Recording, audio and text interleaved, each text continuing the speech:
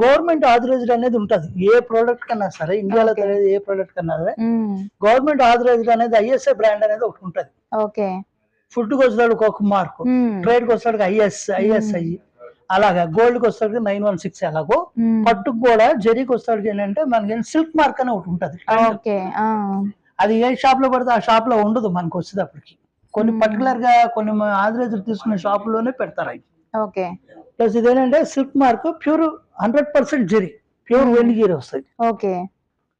దీంట్లోనే ఇదే టైప్ మనకి ఇది వచ్చేటప్పుడు ఏంటంటే 30,000 ప్లస్ వస్తుంది. ఇది ఇలాగా దాంట్లో ఇది ఒకటి. ఇదేంటంటే శారీ మొత్తం వేవ్స్ డిజైన్, ఇది ఒక స్టైల్.